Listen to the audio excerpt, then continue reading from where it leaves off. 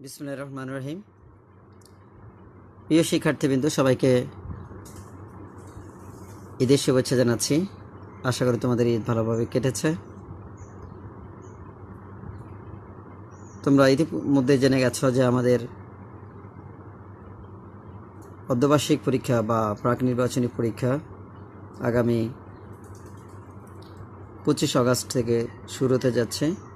তো তোমাদের প্রস্তুতিকে আরও সুন্দর করতে আমরা তোমাদেরকে বহু নির্বাচনী বা সৃজনশীলগুলো দিচ্ছি। তোমরা এগুলো মনোযোগ সহকারে ক্লাসগুলো দেখবে এবং নোটগুলো রাখবে। আশা করি তোমরা পরীক্ষা উপকৃত হবে। তো চলে যাচ্ছে, কথা না বাড়িয়ে আজকে মূল আলোচনায়। আজকে তোমাদের সামনে যে বহু নির্বাচনীগুলো খুবই গুরুত্বপূর্ণ সেগুলো উপস্থাপন করব। তো প্রথমে আসো,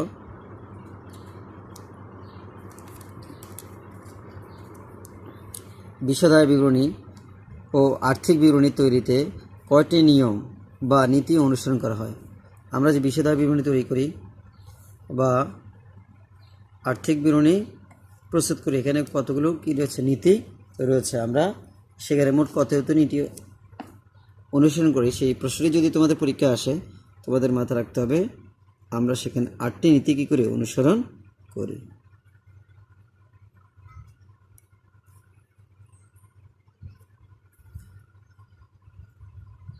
যেমন একটি তোমাদেরকে বলছি, রক্ষণশীলতা নীতি রয়েছে, ক্রয় মূল্য নীতি রয়েছে, এরকম 8টা রয়েছে। বিস্তারিত ব্যাখ্যাগুলো আমরা পরবর্তী পর্বে নীতিগুলো কী কী সেগুলো নিয়েও আলোচনা করব। জাস্ট প্রশ্ন কীভাবে আছে সেভাবে উত্তর করার জন্য কৌশলগুলো শিখিয়ে দিচ্ছি। এবার আসো, কস্ট প্রাইস এর বাংলা কী? এই প্রশ্নটি যদি হয় কস্ট প্রাইস এর বাংলা কী যদি আসে, তাহলে উত্তরে তোমাকে অবশ্যই লিখতে হবে ক্রয় মূল্য নীতি। উত্তরে কী লিখতে হবে? ক্রয় মূল্য নীতি।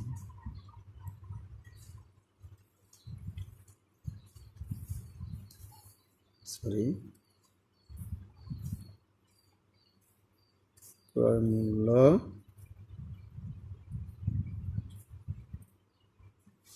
নীতি।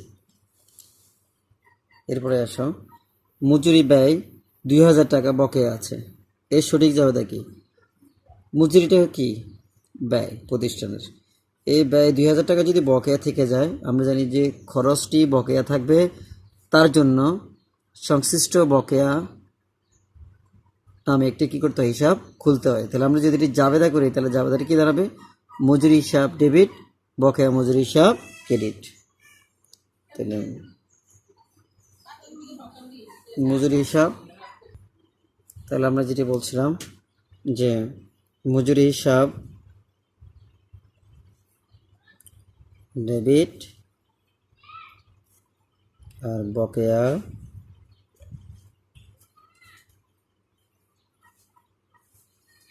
মজুরি হিসাব ক্রেডিট। এবার আসো, বিনিয়োগের উপর সুদ 1000 টাকা অর্জিত যা এখনও পাওয়া যায়নি, এর জাবেদা কি? যদি কোনো আয় অর্জিত হয় কিন্তু সে পর্যন্ত টাকাগুলো ক্যাশে পরিণত না হয়, অর্থাৎ নিজের কাছে না আসে, তাহলে তার দ্বারা সম্পদ সৃষ্টি হয়।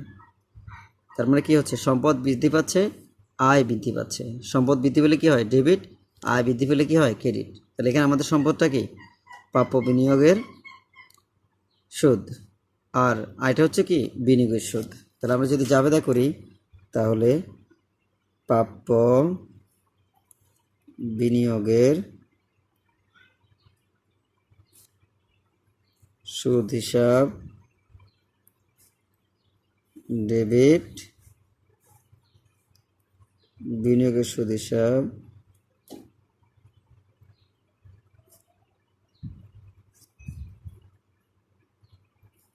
ক্রেডিট। কারণ কি? বিনিয়োগের সুদ কী রয়েছে? বকেয়া রয়েছে। এবার আসো, চলতি অনুপাতের আদর্শ মান কত? এখানে চলতি অনুপাতের আদর্শ মান কত? এই প্রশ্নটি যদি পরীক্ষা আসে, উত্তর হবে 2:1, অর্থাৎ চলতি সম্পদ বাই চলতি দায়, দায়ের বিপরীতে সম্পদটা দ্বিগুণ পর্যন্ত থাকতে পারবে, এটি হচ্ছে কি আদর্শ মান। তারপরে তারল্য অনুপাতের আদর্শ মান কত? এই প্রশ্নটি যে পরীক্ষা আসে সেক্ষেত্রে আদর্শ মান রয়েছে 1.1। অর্থাৎ চলতি সম্পদ থেকে আমাদের অগ্রিম কোনো খরচ থাকলে সেগুলো বাদ দিয়ে দিতে হবে, সমাপনী মজুত পণ্য থাকলে সেটিও বাদ দিয়ে দিতে হবে। যা হবে তার সাথে চলতি দায়ের রেশিওটা বা অনুপাতটা হবে কি সমান সমান, অর্থাৎ 1:1। এর ব্যতিক্রম থাকলে কি হবে না, আদর্শ মান হবে না। কোনো প্রতিষ্ঠানে কম বেশি থাকতে পারে, কিন্তু সেটি কি হবে না, আদর্শ হবে না। আদর্শ হতে হলে তাকে কী থাকতে হবে, তার সমান সমান, অর্থাৎ 1:1। এরপরে আসো পরবর্তী যে প্রশ্নটি রয়েছে আমাদের জন্য, বিশদায় বিবরণীর প্রথম ধাপের ফলাফল কোনটি? আমরা যে বিশদায় বিবরণী তৈরি করি এখানে আমাদের উদ্দেশ্য হচ্ছে কি মুনাফাটা কী করা, নির্ণয় করা। কিন্তু এটি কয়টি ধাপে আমরা কী করি, কাজগুলো সম্পন্ন করি। প্রথম কাজ হচ্ছে আমাদের নিট বিক্রয় নির্ণয় করা, আর নিট বিক্রয় থেকে আমাদের যে কাজটি করতে হয় বিক্রিত পণ্যের ব্যয় বাদ দিতে হয়। তাহলে নিট বিক্রয় থেকে বিক্রিত পণ্যের ব্যয় বাদ দিলে যে ফলাফল আমরা পাই তার নাম হচ্ছে কি মোট মুনাফা। অর্থাৎ বিশদায় বিবরণীর প্রথম ধাপের যে ফলাফল সেটি হচ্ছে কি মোট মুনাফা। তোমাদের বোঝার জন্য আমি আবারও কথাগুলো বলছি। বিশদায় বিবরণী প্রস্তুতের 3টি ধাপ অনুসরণ করতে হয়। তো প্রথম ধাপটি হচ্ছে নিট বিক্রয় থেকে বিক্রিত পণ্যের ব্যয় বাদ দিতে হয়। যে ফল আমরা পাই সেটি হচ্ছে কি মোট মুনাফা। মোট মুনাফা, এটা মোট ক্ষতিও হতে পারে। তাহলে প্রথম ধাপের ফলাফল আমরা অবলিক দিয়ে সেটা দিচ্ছি মোট মুনাফা বা মোট ক্ষতি।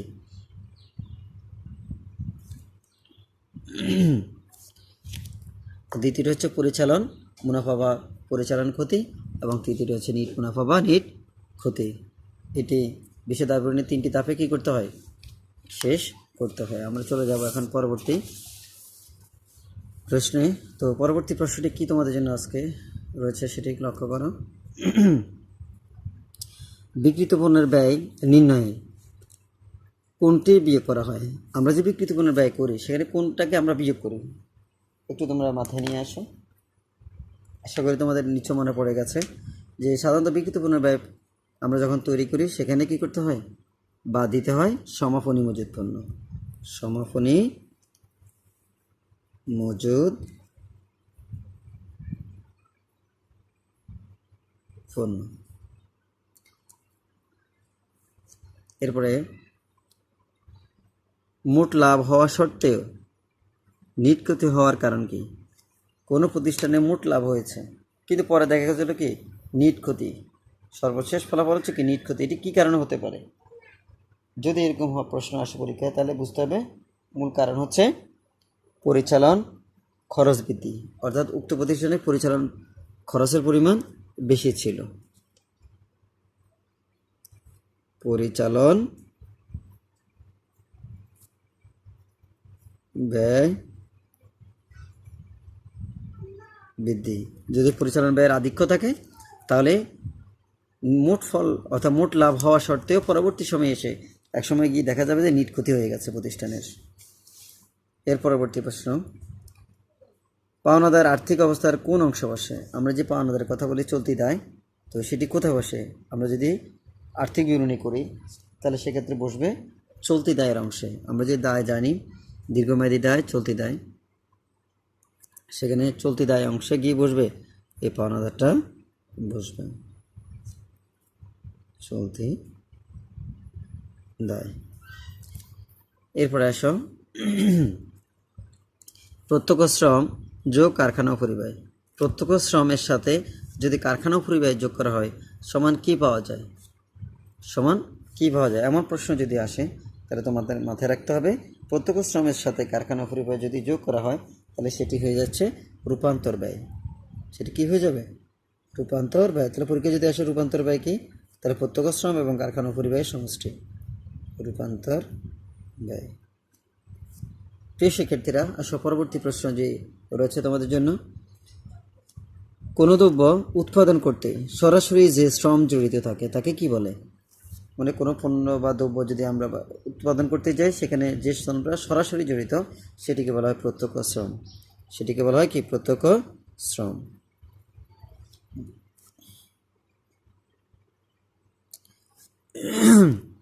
এরপরে আসো, আইন খরচকে কি বলা হয়? পরীক্ষা আসে, আইন খরচকে কি বলা হয়ে থাকে? আইন খরচটি হচ্ছে প্রশাসনিক খরচ, কারণ এগুলো প্রশাসনিকভাবে কী করতে হয়? খরচগুলো মেটাতে হয়। প্রশাসনিক খরচ, আমাদের বিক্রয় খরচ ও প্রশাসনিক খরচ দুটি খরচ রয়েছে। বিক্রয় বৃদ্ধি খরচগুলোকে বলা হয় কি? বিক্রয় খরচ। আর প্রশাসন পরিচালন সংক্রান্ত যে খরচগুলো রয়েছে সেগুলো হচ্ছে কি? প্রশাসনিক খরচ বা দপ্তরিক খরচ। টেলিফোন বিল ও শোরুম ভাড়াকে আমরা কি বলি? টেলিফোন বিল ও শোরুম ভাড়াকে কি বলা হয়? এক কথা হচ্ছে অফিস উপরি ব্যয়। অফিস উপরি ব্যয়, অফিস উপরি ব্যয়। এরপরে আসো, বিজ্ঞাপন ব্যয় কোন জাতীয় উপরি ব্যয়? আমরা যে বিজ্ঞাপন জন্য ব্যয় করে থাকি, প্রতিষ্ঠানের যে পণ্যগুলো নতুন আসে বাজারে সেগুলোর বিক্রয় বৃদ্ধির জন্য একটি কৌশল। তো এই বিজ্ঞাপন ব্যয়টি কোন জাতীয় উপরি ব্যয়? যদি পরীক্ষা আসে তাহলে তোমাদের মনে রাখতে হবে এগুলো হচ্ছে বিক্রয় উপরি ব্যয়, কারণ বিক্রয় বৃদ্ধির জন্য এগুলো করা হয়ে থাকে।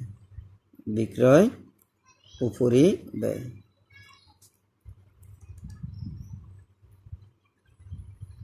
তো আসো এরপরে, পারিবারিক হিসাব ব্যবস্থার বৈশিষ্ট্য কয়টি? আমরা যে পারিবারিক হিসাব ব্যবস্থা বলছি, পারিবারিক, তোমাদের দ্বাদশ অধ্যায়ে যে অধ্যায়টি রয়েছে, দ্বাদশ বইয়ের হিসাব বিজ্ঞানের, তো সেখানে বলা আছে পারিবারিক হিসাব ব্যবস্থার বৈশিষ্ট্য হচ্ছে 5টি। কয়টি বৈশিষ্ট্য রয়েছে? 5টি বৈশিষ্ট্য রয়েছে। এরপরে আসো, পরবর্তী যে প্রশ্নটি তোমাদের জন্য, পারিবারিক হিসাব ব্যবস্থার প্রয়োজনীয়তা কয়টি? আমরা যে পারিবারিক হিসাব ব্যবস্থার কী কারণে, কয়টি প্রয়োজনে আমরা আসলে এই ব্যবস্থাটি করে থাকি? 6টি। কয়টি প্রয়োজন রয়েছে? 6টি প্রয়োজনের কারণে আমরা পারিবারিক হিসাব ব্যবস্থাটা তৈরি করে থাকি। এরপরে সর্বশেষ যে প্রশ্নটি তোমার জন্য উপস্থাপন করা হয়েছে, প্রাপ্তি ও প্রদান হিসাবের বৈশিষ্ট্য কয়টি? আমরা যে প্রাপ্তি ও প্রদান হিসাব করে থাকি, আমরা জানি যে পারিবারিক যে হিসাব ব্যবস্থা রয়েছে সেখানে আমরা প্রাপ্তি প্রদান হিসাব করে থাকি, আয় ব্যয় হিসাব করে থাকি, আর্থিক বিবরণী করে থাকি। তো সেখানে একটা হচ্ছে কি? প্রাপ্তি ও প্রদান। তো এইখানে হিসাবের কতগুলো কী রয়েছে? বৈশিষ্ট্য রয়েছে। সেই বৈশিষ্ট্যগুলো কয়টি? প্রশ্ন যদি পরীক্ষা আসে উত্তরে তোমাদেরকে লিখতে হবে 8টি বৈশিষ্ট্য। কয়টি বৈশিষ্ট্য? 8টি। তো আজকে তোমাদেরকে এই গুরুত্বপূর্ণ বর্ণনির্বাচনীগুলো উপস্থাপন করেছি, এবং এগুলো অধিকাংশই তোমাদের পাঠ্য বইয়ের যে রিডিংটা রয়েছে সে পাঠ্য অংশ থেকে দিয়েছি তোমাদেরকে। তোমরা রিডিংগুলো বিশেষ করে দশম, একাদশ ও দ্বাদশ অধ্যায়গুলো ভালো করে রিডিং পড়বে, এবং এই উত্তরগুলো তোমাদের কাছে আরও সহজ মনে হবে। তো পরবর্তী পর্বে আরও বেশ গুরুত্বপূর্ণ কিছু বর্ণনির্বাচনী নিয়ে তোমাদের সামনে হাজির হব, এবং তোমরা ধারাবাহিকভাবে এই ক্লাসটি এবং অন্যান্য স্যারের ক্লাসগুলো দেখবে। সে প্রত্যাশায় সবাই ভালো থাকো, সুস্থ থাকো। আল্লাহ হাফেজ। আসসালামু আলাইকুম ওয়া রাহমাতুল্লাহি ওয়া বারাকাতুহু।